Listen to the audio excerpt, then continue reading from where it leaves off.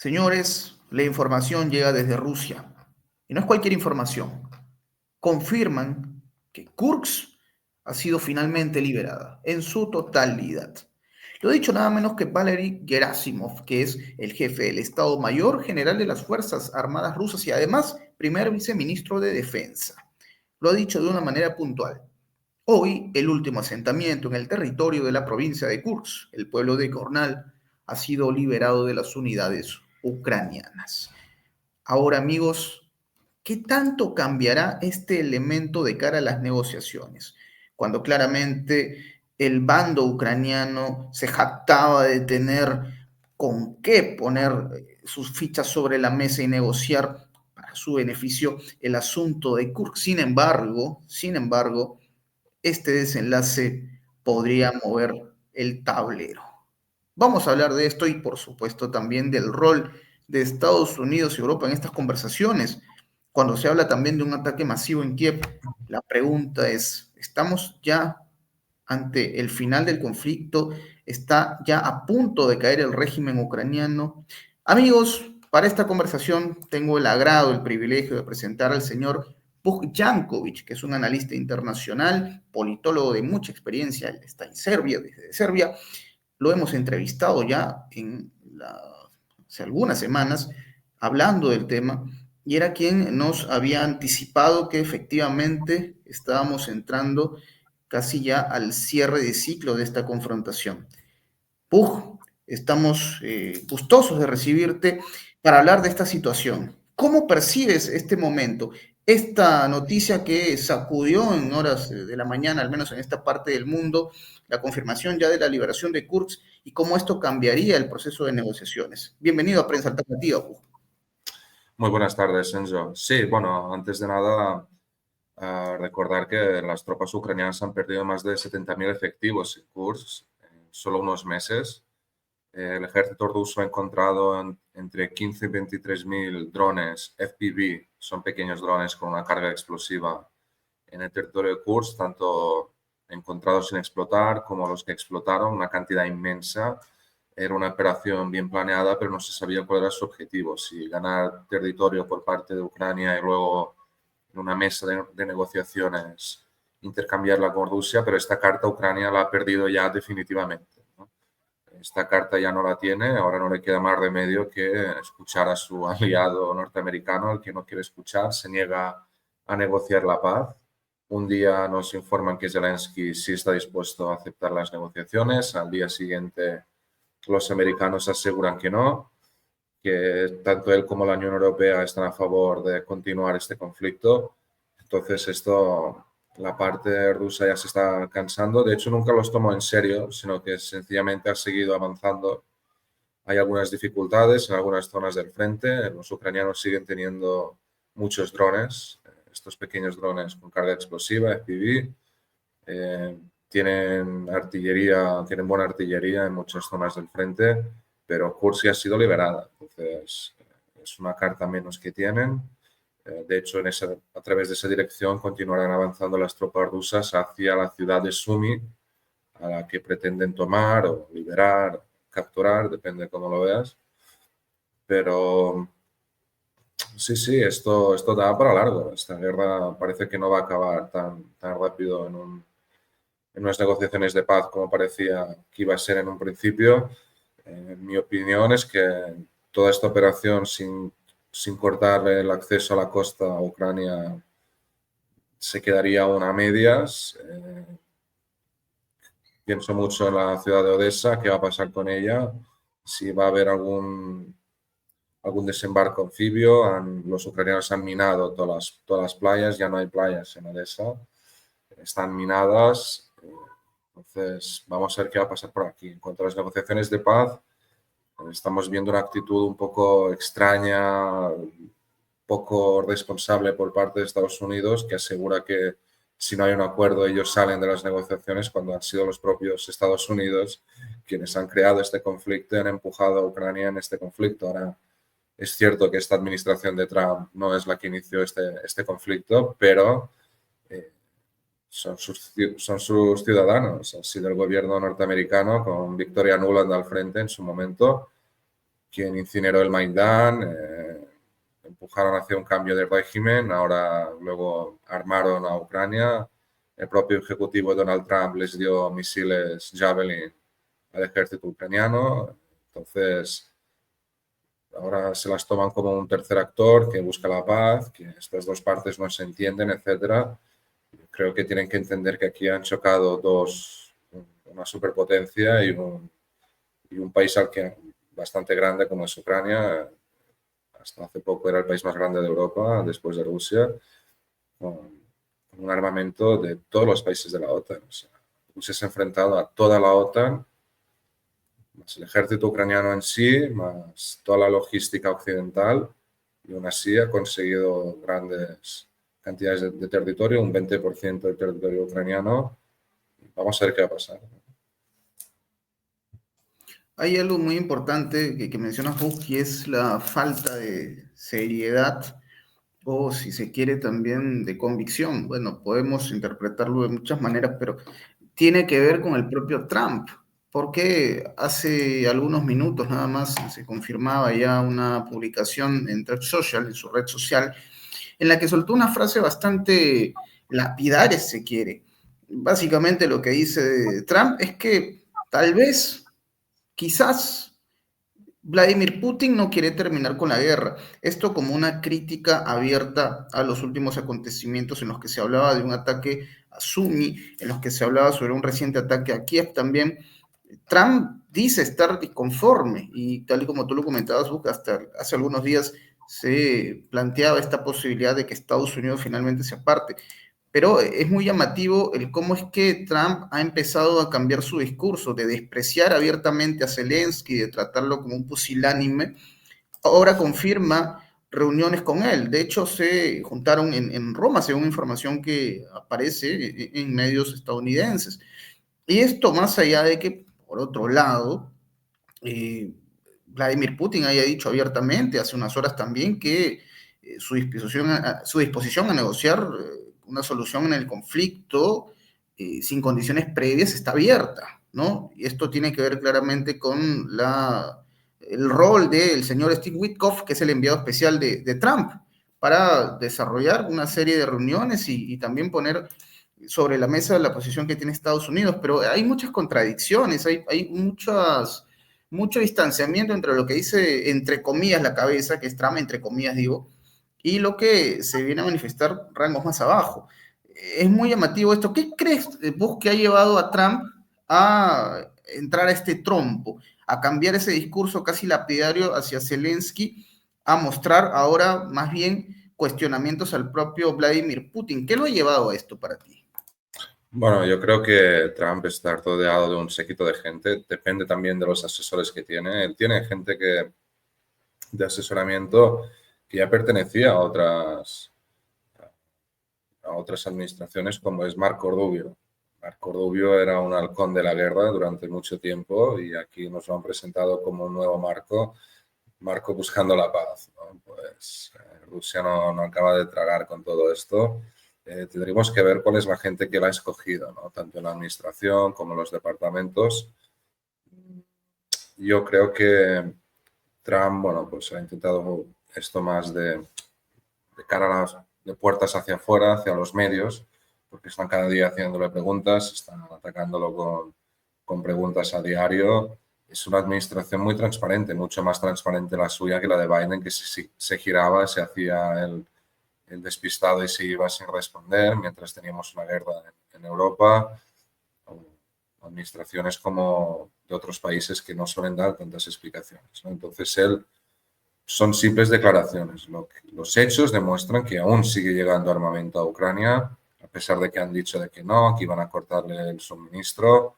La Unión Europea no está para la paz. La Unión Europea solo habla de guerra, de la amenaza rusa, de que quieren preparar un ejército europeo. Entonces, no puedes tener a una parte, la rusa, a la parte americana, que sí que están dispuestos a buscar la paz, y tener a Ucrania y a la Unión Europea que no. Encima están perdiendo esta guerra. En el campo de batalla ha perdido casi 1 millón de efectivos Ucrania y no quiere rendirse o no piensa rendirse, piensa en luchar hasta esta mafia que tienen gobernando el país, piensa luchar hasta el último ucraniano, ¿no? En cuanto a las declaraciones de Trump, pues bueno, típico negociación de policía bueno, policía malo de cara a los medios. Pero yo creo que todo esto va a cambiar en el momento que tanto Trump como Putin se encuentren cara a cara sin estos intermediarios, sin estas agencias de por medio, sin esta gente que no sabemos en el momento en que viajan de vuelta quién los ha contactado antes de verse con el presidente, etcétera. Entonces, yo creo que lo importante va a ser ese encuentro Trump-Putin y a ver cuándo va a ocurrir, ¿no? Porque la seguridad de Putin, pues, por mucha buena seguridad que tenga, pues, mucha gente interesada en asesinarlo, hablando así de claro, entonces no creo que se encuentre en Occidente, sino más bien en otro territorio. Habría que ver dónde, cuál, bajo qué circunstancias, negociaciones. Vamos a ver qué va a pasar, ¿no? Es real esto que mencionas, ¿ah? Si en su propio territorio es claramente blanco, sabemos que en algún otro lugar, en la misma Europa, podría ocurrir algo semejante. De hecho, se había anticipado que en estas primeras conversaciones entre Rusia y Estados Unidos se buscó la manera de llevarlo, por poner un caso puntualmente, a Oriente Medio. Buscaron, entre otras cosas, evitar la presencia de los espías británicos, que fue un detalle no menor. Buscaban evitar la presencia del MI6, entonces es algo bien categórico, ¿eh? No es un bulo como tal. Hay mucha disposición probablemente de Trump de acabar con esto, pero claramente el entorno podría no favorecer. Ahora, sale un elemento importante a la vista en toda esta ecuación, que lo confirman desde Rusia, y que tiene que ver con la presencia de las tropas de Norcorea. Esta es una información, o más que una información, una declaración de quien hablamos al inicio, de Valery Gerasimov, que es el primer viceministro de Defensa ruso, quien menciona que hubo una participación en determinadas zonas, claramente fronterizas, de Kursk, ¿no? De militares de Corea del Norte, de la República Popular Democrática de Corea. Es una información, insisto, que llegó desde Rusia. Claramente, lo que se descarta es que hubo presencia norcoreana en suelo ucraniano. Lo que sí confirma Gerasimov es que hubo presencia en Kursk para poder, digamos, facilitar una serie de operaciones. Esto, ¿qué tanto podría cambiar el panorama considerando los aliados que tiene Rusia a la mano? Puede sonar un poquito materialista decirlo, pero es una manera de interpretarlo, ¿no? Los países aliados, ni qué decir de Irán, por ejemplo, y el respaldo en cuanto a la fabricación de drones, pero básicamente la presencia de Norcorea, que era algo de lo que se estaba especulando y que finalmente Rusia lo confirma, pero desde el lado ruso, desde Kursk, ¿no? Que no hablan específicamente de presencia en suelo ucraniano. ¿Esto qué tanto cambiaría el escenario? Llega a ser una advertencia, considerando también, ojo, considerando también el poderío que tiene Corea del Norte. ¿Qué tanto cambiaría para ti esta confirmación?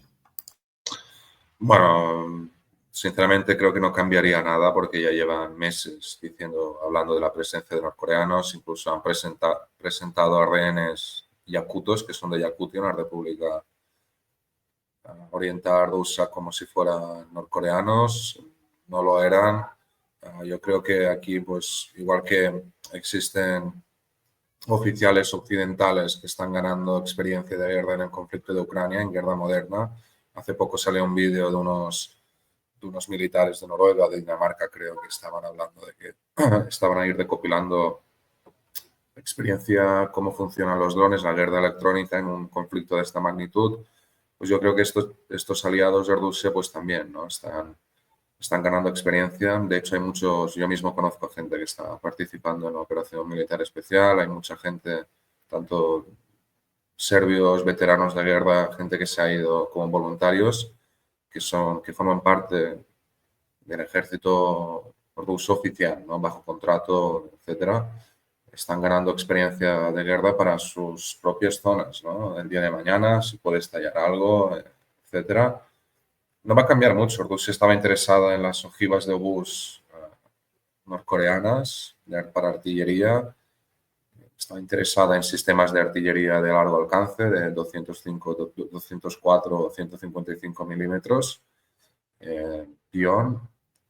muy parecidos a un sistema ruso que sigue existiendo porque Rusia no tiene grandes cantidades. Entonces, hay armamento interesante, el de Corea del Norte, que puede ser utilizado en una operación militar especial. De lo que más se necesita son estos drones FPV de pequeño, que son pequeños drones con una carga explosiva, con una granada antitanque ligada a ellos. Estos son los que más se necesitan. Ucrania tiene muchos, tiene bastantes fábricas de fabricación de drones, tiene apoyo de los países de la Unión Europea. Rusia también los tiene. En algunas zonas del frente tiene menos drones del que tiene Ucrania, pero vamos a ver qué va a pasar, ¿no? Entonces, es una guerra de drones, es una guerra moderna, también de artillería guiada por los mismos drones. Es artillería de precisión, ya no hace falta disparar 5 ojivas, 5 obuses, ahora es necesario solo uno, ¿no? Y la corrección de artillería se hace al momento porque están viendo desde un dron donde impacta. Entonces, ya no, los propios, digamos, oficiales de observación o gente que se dedica a observar el terreno en zona de combate ya no necesita tener radio conexión, etcétera, envían solo un mensaje con la coordenada, marcando la coordenada directamente. El dron la ve y indica si ha impactado o si no, y ya está. Es muy fácil, cualquiera puede corregir la artillería sin un mínimo de preparación en una guerra moderna. Lo estamos viendo ahora y evidentemente las bajas son muy altas, ¿no? Entonces la presencia de soldados coreanos no va a cambiar mucho, será más de propaganda, de hablarlo en los medios. Lo que sí que puede cambiar un poco es la presencia de armamento norcoreano. Estas piezas de artillería son grandes piezas de artillería orugas, en un sistema de orugas, la presencia de munición norcoreana, los drones sabemos que tienen estos que eran de fabricación iraní, ahora ya se fabrican en Rusia en sí, entonces la presencia de soldados iraníes aún no se ha visto, existen muchos voluntarios, hay incluso gente de Perú que está luchando en el bando ruso, cubanos, en el bando ucraniano hay bastantes colombianos, de hecho fallecen diariamente, sí, sí, y salen en la lista de bajas, ¿no? Diarias, encima no les pagan bien, les tratan mal y siguen yendo ahí, entonces uno no entiende qué están haciendo ahí. Habría que ver qué pasa, ¿no? Entonces, yo creo que en el momento que aparezcan vídeos de algún rehén norcoreano de verdad, que no sea de Yakutia o un chino, entonces sí que le darán más con la prensa en Occidente de mirar, Norcorea se involucra directamente, etcétera, etcétera, pero son pequeños grupos, ¿no?, de voluntarios en ciertos sectores. No es que haya entrado el ejército norcoreano en Ucrania. Ok, válida la aclaración, es toda una travesía, ¿no? Esto que mencionas de mercenarios colombianos es una realidad. Alguna vez nosotros pudimos profundizar justo en esa información y el trato era inhumano, ¿no? De parte de quienes los reclutaban y eran utilizados como carne de cañón. Una locura. En fin, son cuestiones que están en los archivos, en los documentales de prensa alternativa. Acabo de recordar un detalle también importante, considerando este rol de otros países en el conflicto, estos que llegaron al baile sin invitación. Y no podemos dejar de hablar de Polonia, porque durante la semana una información también llamó mucho la atención. Básicamente, Radoslaw Sikorski, que es el ministro de Asuntos Exteriores polaco, el señor Sikorski, dijo que Polonia no enviaría contingente militar a Ucrania, que no formaría parte de las fuerzas de mantenimiento de la paz, que es como ellos la han denominado, ¿no? Pero hizo una aclaración, dijo, bueno, más allá de que no enviemos tropas, vamos a apoyar a los países que estén dispuestos a hacerlo, ¿no? Una declaración bastante ambigua, no se aclaró a qué se refería exactamente con ese apoyo, se entendería en cuanto a lo que es suministro, ¿no? Ya que Polonia sigue jactándose de enviar o de gastar mucha plata en apoyar a Ucrania. Pero da la sensación de que ya se empieza a sentir un tufillo de miedo, ¿no? Porque incluso el canciller Lavrov, el canciller ruso, Lavrov habló hace algunas horas también, y puso sobre la mesa un detalle interesante. según mencionó Lavrov, él está percibiendo en sus colegas franceses una serie de señales o indirectas en las que dan a entender que quieren solucionar estas diferencias, ¿no? Lo que dijo puntualmente Lavrov es, bueno, a veces notamos que nuestros colegas franceses envían señales que en realidad intentan solucionar los problemas que han emergido entre ambos países, pero los envían susurrando, es lo que dice Lavrov. Envían estas señales susurrando, con cierto miedo, como un murmullo de queremos paz, queremos arreglar la situación. ¿Tendrá algo que ver la pregunta que todos se hacen? ¿Tendrá algo que ver el rol de Donald Trump respecto a Europa y cómo es que se ha comportado con los europeos desde este segundo mandato? Pero bueno, ¿se percibe vos para ti ya una mayor fragilidad de parte de estos actores, Polonia, Francia, el propio Reino Unido, respecto al conflicto? ¿Han bajado para ti esos decibeles, esos mensajes de un llamado a la guerra? ¿Lo percibes así? Sí, bueno, sin Estados Unidos detrás tan abiertamente, no son nada. Individualmente no lo son, el común de la comunidad europea sí es un factor internacional. Volviendo un poco antes a lo que has mencionado de Polonia, Polonia ha estado desde el minuto uno presente en este conflicto. Todo el armamento que llega desde Europa Occidental pasa a través de Polonia. Polonia ya tiene una enorme cantidad de bajas de voluntarios polacos, que en verdad son oficiales del ejército polaco solo con uniforme de voluntario, están ahí directamente involucrados. Entonces, todo esto de no vamos a enviar tropas de paz, tropas de paz no puedes enviar en el momento que cruzas la frontera oficialmente, ¿no? Como tropas de paz, son objetivos. Rusia ha dicho que no lo va a tolerar esto. Nadie les ha invitado ahí. Entonces, más que nada por una experiencia que ya tuvimos en los Balcanes con estas operaciones de paz, misiones de paz, que luego se dedicaban pues a marcar un Profor, etcétera.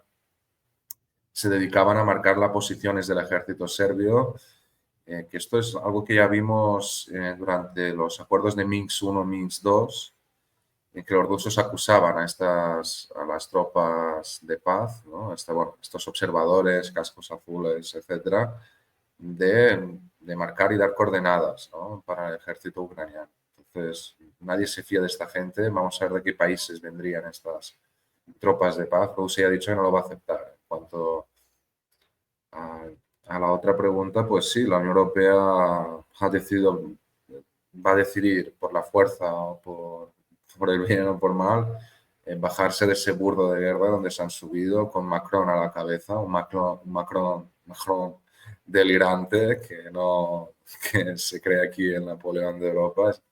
Este tío está con unos índices muy bajos de popularidad, ha cancelado a su primera opositora, que es Marine Le Pen, cuando ya estaba las, número uno de las encuestas, y este es el adalid de la democracia europea. Este es el que nos va a dar lecciones de democracia.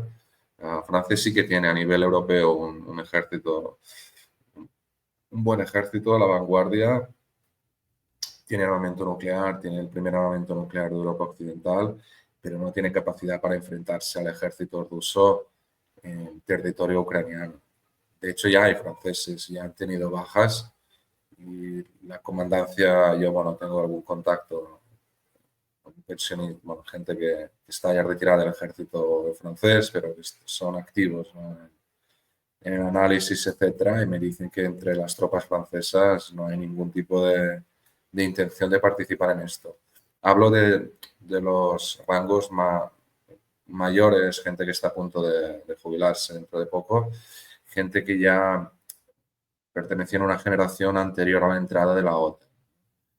El problema que han hecho con los ejércitos profesionales europeos es que los han convertido en puestos de colocación de trabajo y los han convertido en auténticos ejércitos de mercenarios. Esa generación de gente crítica, de pensamiento propio, de opinión, estos que susurran también diplomáticos de vieja escuela a Lavrov que quieren la paz, yo creo que Rusia ya no les quiere escuchar, ha visto que esta gente no se les puede tomar en serio. Dicen una cosa, hacen otra, piensan tercera.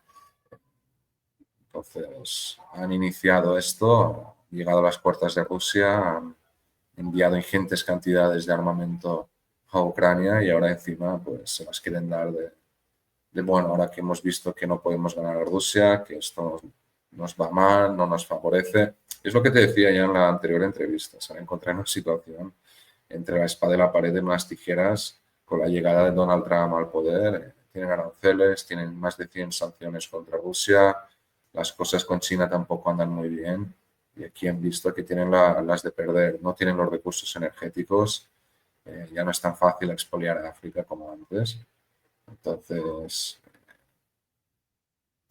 Correcto. si quieren, ¿dónde estáis? ¿No? ¿En qué ecuación salís vosotros? En un pensamiento de futuro próximo, ¿no? Y todo esto en un escenario de guerra en Europa que estás perdiendo con 1 millón de bajas. Es que esto no sale. Además, todo el problema de seguridad interna que existe en la Unión Europea, en sus grandes ciudades, que son auténticos estercoleros multiculturales, donde es más probable que pierdas la cabeza que otra cosa. Entonces, yo creo que poco a poco, sobre todo Francia, que es muy vulnerable a toda esta historia, ha dicho, bueno, vamos a ver, también hay que recordar que existe una conexión entre la línea patriótica rusa, francesa con Rusia. Macron la cortó, Macron viene desde esta corriente más globalista, ¿no? Bancard Rothschild, etcétera. Pero los que son los franceses tradicionalistas, conservadores, muchos de ellos en el ejército, ellos no quieren entrar en este conflicto, de hecho no lo apoyaban desde el minuto. Es cierto, esto es en verdad de película, ¿no? Lo que se ha ido observando, estos roles, estos cambios de directrices de parte de los, entre comillas, líderes europeos, un Macron que va y que viene, impresionante. Y me pongo a pensar también en Rusia y en cómo es que fue configurando esta, porque ya se puede hablar claramente de una victoria. Hay un personaje del cual se habló y mucho hace algunos meses, incluso podríamos hablar de un poco más de un año, si no me falla la memoria, que es el ministro de Defensa, Andrei Belousov. En su momento, cuando se asigna a Belousov como nuevo ministro, en reemplazo de Sergei Shoigu, muchos empezaron a preguntarse cómo es que una persona con tanto conocimiento en temas administrativos, económicos, iba a ocupar este rol y empezaron a surgir muchos cuestionamientos, incluso desde Occidente prácticamente se burlaban de esta decisión del gobierno ruso, del Kremlin. A la larga fue un acierto, si es que vemos los acontecimientos recientes.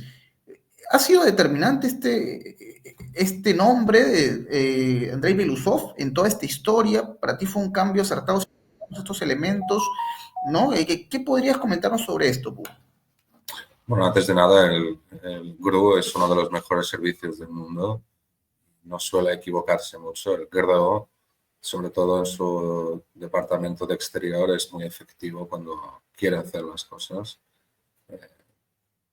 Tanto el servicio militar como el FSB, que es la versión civil, hace su trabajo, pero el GRU es otra historia, ¿no? Hablamos de gente muy profesional, muy preparada, uno de los mejores servicios del mundo. Yo lo que creo, sinceramente, es que el problema que han tenido aquí en todo este cálculo, ¿no? En verlo es, primero, yo creo que se pensaban que esta guerra iba a durar mucho menos desde la perspectiva rusa. A pesar de la información que tuvieran sobre el terreno, hay dos factores que marcaron mucho la diferencia. Uno es que no se sabía hasta qué punto había calado esa propaganda ucraniana en ese ambiente chauvinista, xenófobo, etc. Se esperaba una contestación más de cierta población, un levantamiento en la retaguardia. El ejército ucraniano a esta gente los llama esperadores. Han visto que cuando se retiran, pues hay gente en el frente que se queda a vivir en sus propios pueblos y que realmente están esperando al ejército ruso que los libere. Entonces se ensayan contra esta gente, la maltratan, etcétera. Y cuando el ejército ruso entró, primero ver la cantidad de armamento que habían depositado en Ucrania, lo que habían hecho con Ucrania, fue una sorpresa y luego ver que realmente desde 2014 han instaurado una dictadura, una junta paramilitar también, y que la gente pues tiene miedo, ¿no? Lo estamos viendo ahora reclutando a jóvenes en las calles, a hombres.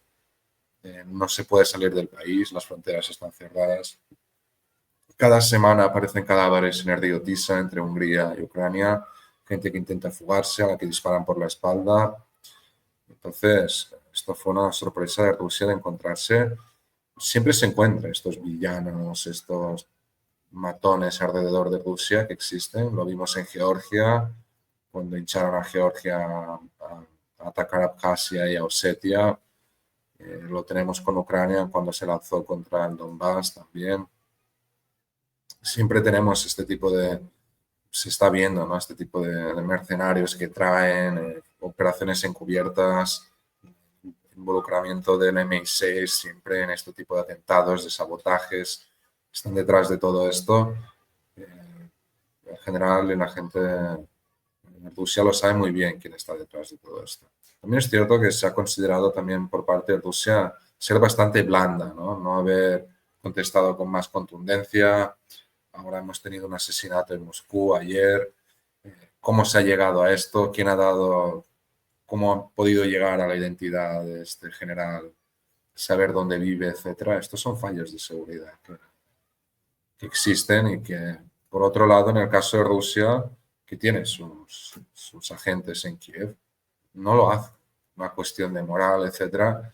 Yo creo que cuando hay una operación de este calibre hay que bajar un poco la moral y buscar más la efectividad de los resultados.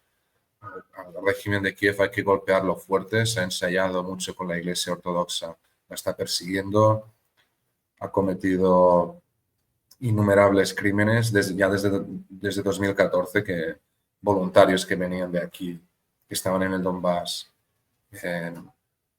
nos informaban abiertamente diciendo que era una barbaridad lo que se estaban encontrando ahí, que era increíble. Fosas comunas de mujeres en 2015 en Donbass, disparaban ojivas contra población civil con papeletas dentro, con cascos alemanes, con el dibujo de cascos alemanes en la Segunda Guerra Mundial, diciendo no necesitamos población, necesitamos territorio, que no os esperéis nada cuando lleguemos, etcétera, buscando que esta gente que son autóctonos, que viven ahí, se desplazara y se fuera del país. Todo esto los medios occidentales no han dicho nada durante 8 años, no han hablado nada del conflicto de Donbass, lo han presentado como una agresión rusa de por sí, ¿no? De que ha ocurrido con una intención rusa de expandirse, no saben muy bien ya cómo explicarlo, no cuadra, ¿no? Todo el discurso, pero no me importa, una población europea en Occidente acostumbrada a noticias rápidas, a un rol de estos son buenos, estos son malos, ahora esto te va a costar tantos impuestos, si suben es por esto, y ya está. O sea, no estoy muy interesado en esto y todo esto indica de que efectivamente la sociedad occidental europea está enferma, tiene un grave problema, no se les puede tomar en serio. Llevan ya tanto tiempo acostumbrados a conflictos fuera de sus territorios en el que su país participa, pero ellos no tienen ningún tipo de responsabilidad, efecto, no lo notan en su vida diaria, que han perdido el sentido de la responsabilidad por completo.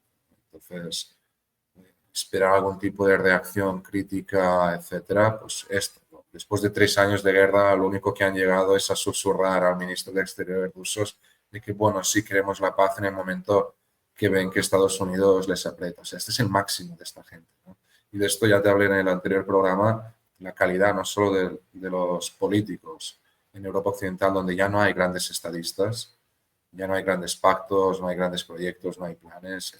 La Unión Europea vive de improvisación, el Comisariado Europeo improvisan constantemente y se están ensayando contra su propia población civil, ¿no?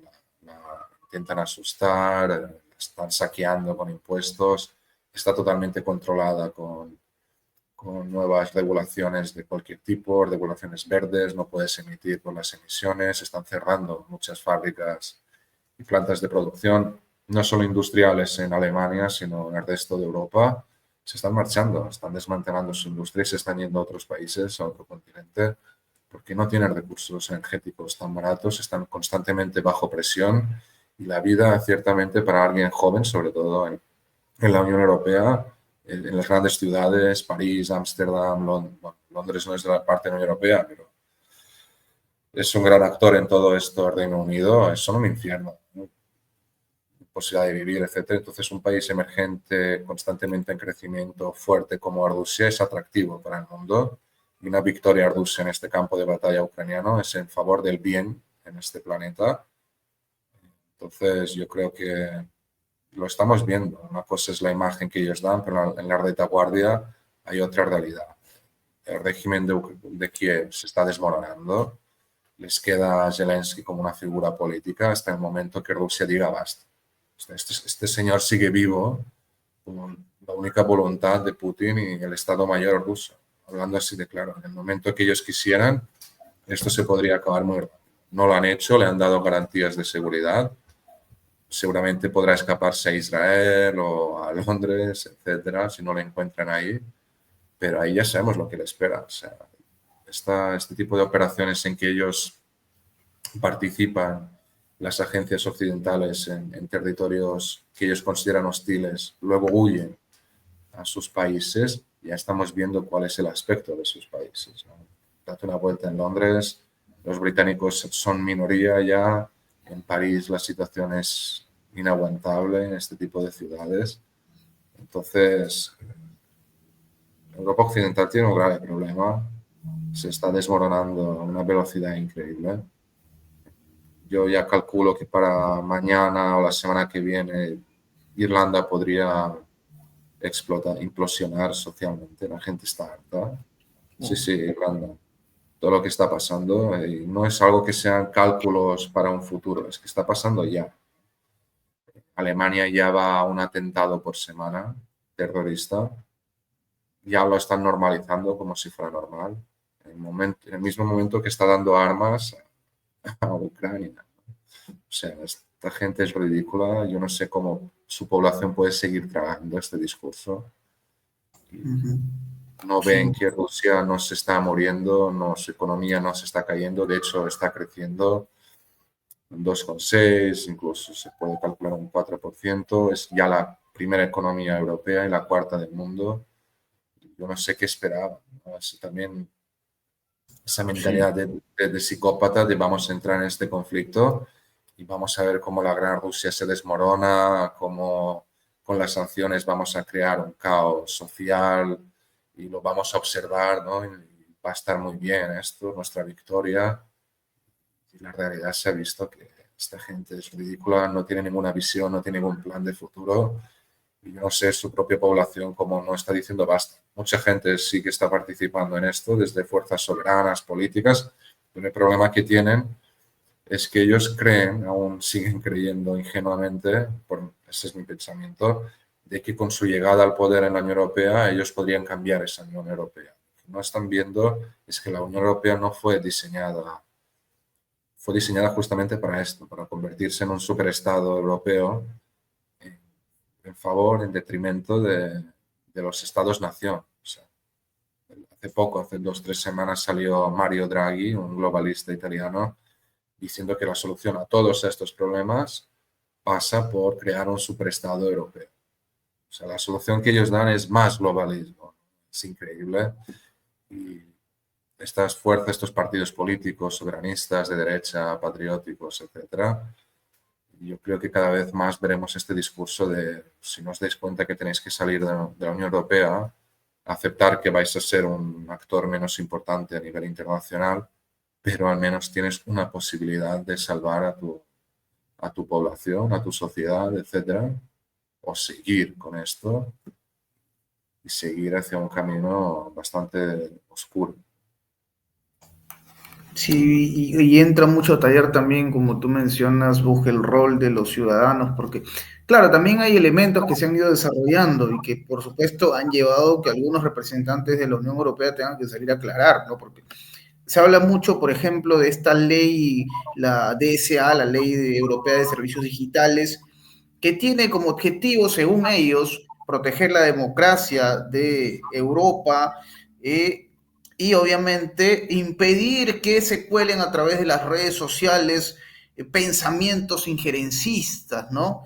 Y algoritmos sesgados. Tuvo que salir a aclarar esta situación nada menos que Henna Virkkunen, que es la vicepresidenta ejecutiva de la Comisión Europea para la Soberanía Tecnológica, ¿no? Seguridad y democracia, valga el nombre muy llamativo, y dijo, queremos aclarar que no hay censura de por medio, ¿eh? No hay censura, desde Bruselas no se está planteando en absoluto que queremos utilizar los recursos para generar una dictadura. La Comisión está decidida a utilizar todas las herramientas que brinda Internet para impedir que nuestras soberanías y nuestra democracia estén en peligro. Un mensaje aclaratorio que para muchos hay una frase que reza, ¿no? No aclares que oscureces. Y obviamente esta situación nos plantea ya un escenario de censura incluso en los medios digitales que venía a ser una alternativa importante, claramente. Si en los medios televisivos y en la radio había un planteamiento, una línea editorial marcada, los medios digitales daban cierta libertad, ¿no? Pero ahora van con todo, apuntan Van a con su... todo, van con todo. Primero empezaron cerrando todos los canales de medios rusos, echando a su redacción en ciudades como Madrid, etcétera. Cerraron Sputnik, RDT en español no puede verse, etcétera.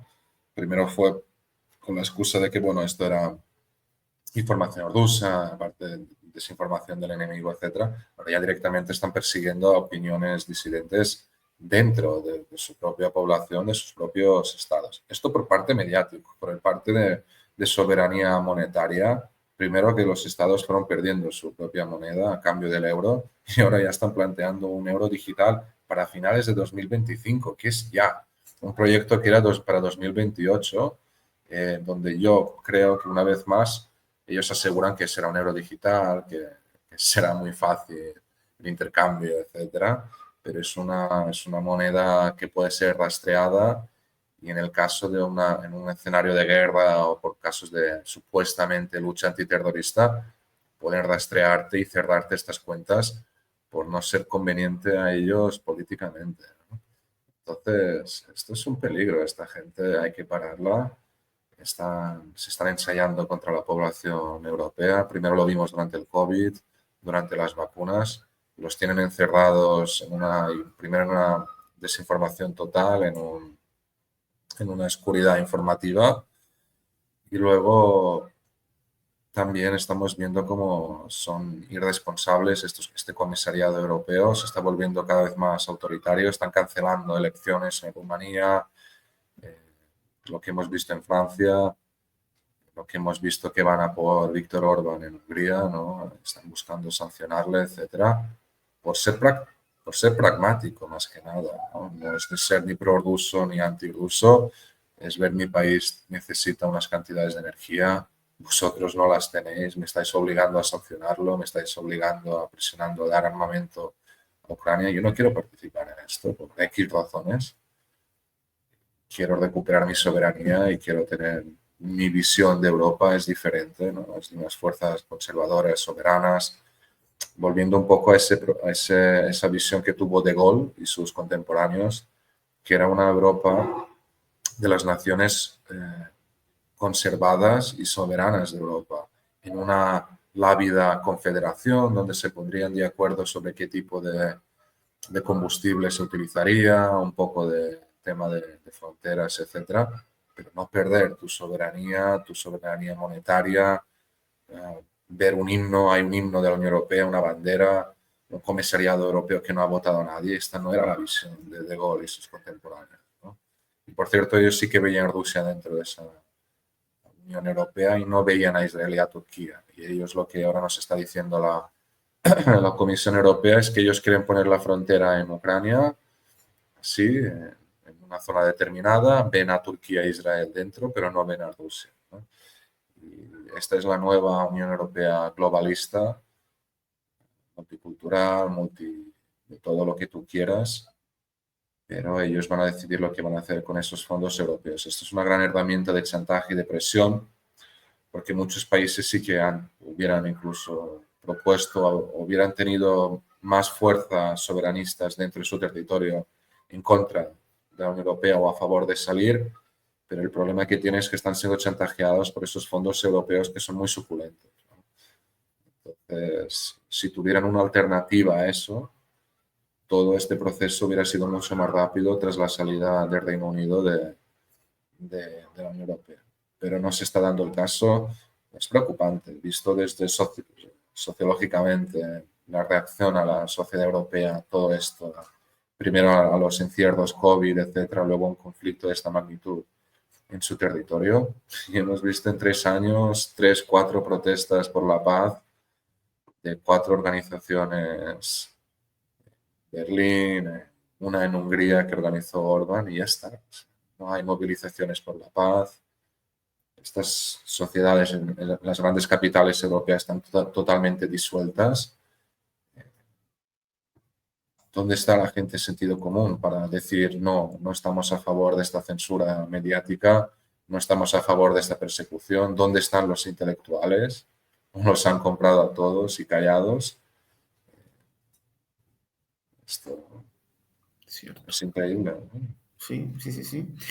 Y bueno, Book, a propósito de esto, de estos detalles que mencionas, y ya redondeando esta conversación, eh, este hecho vinculado a la censura es algo que quiero aprovechar para mencionarlo claramente, porque es algo que esperemos, esperemos este modelo no se replique en otras partes del mundo, ¿no? Lo ideal sería que no se instale, pero lo que preocupa mucho es, querido Book, que este tipo de modelos lleguen a otras zonas del mundo, como América Latina, ¿no? Y estamos muy al pendiente de estos detalles, estamos muy al pendiente de todo lo que ocurre, porque siempre hay un conejillo de Indias en toda esta historia.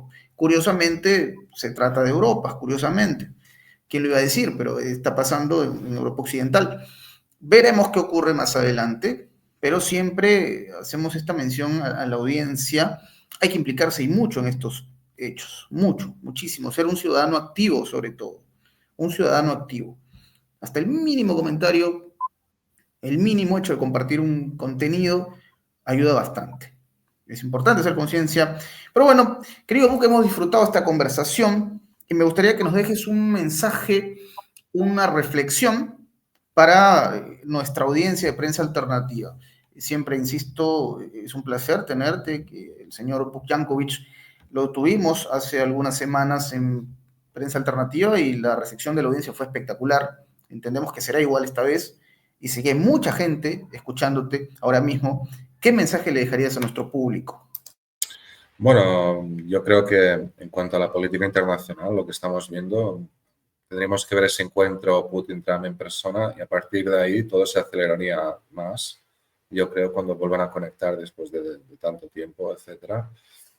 Y la reflexión es esta. Entonces, el choque este que habrá entre ahora estas fuerzas globalistas se encuentran acorraladas de alguna forma y son más agresivas que nunca. Y hacen ese tipo de movimientos agresivos, atentados personales, ahora que hemos visto esto en Moscú, cosas que hace un par de años nos hubieran parecido inverosímiles. Entonces veremos muchas operaciones pantalla de desinformación, de falsas banderas, etcétera, porque realmente están nerviosos, ¿no? Han visto que está habiendo un cambio generacional aquí, hay un cambio en el esquema de seguridad internacional, Rusia y China no se van a rendir, siguen adelante con sus planes, el mundo va a ir en esa dirección, justamente, ¿no? Entonces, esa es la realidad. A nivel local, alguien que nos está viendo en Latinoamérica, de un país grande o pequeño, que sueña, ¿no?, con que pues, su país tenga algún tipo de relevancia, gane soberanía, tenga peso.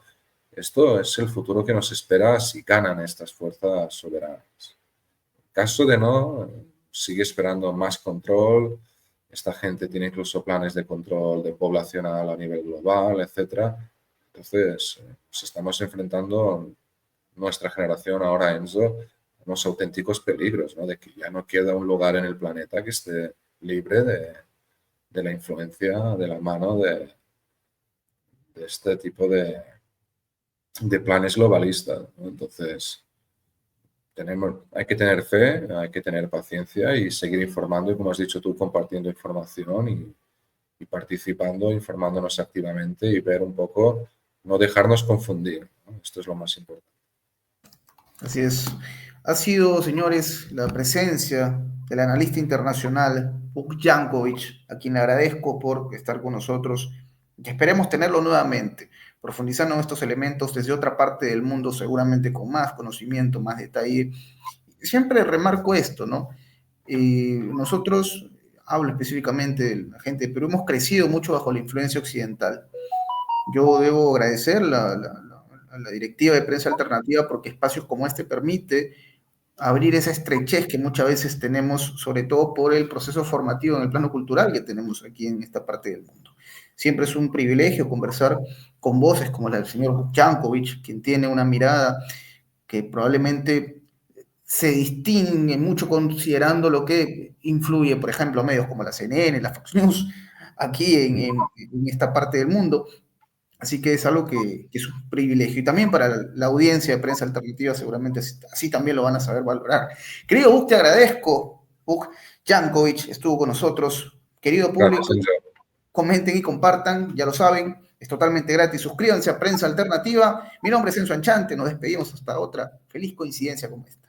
Hasta la próxima. Hasta la próxima, amigos.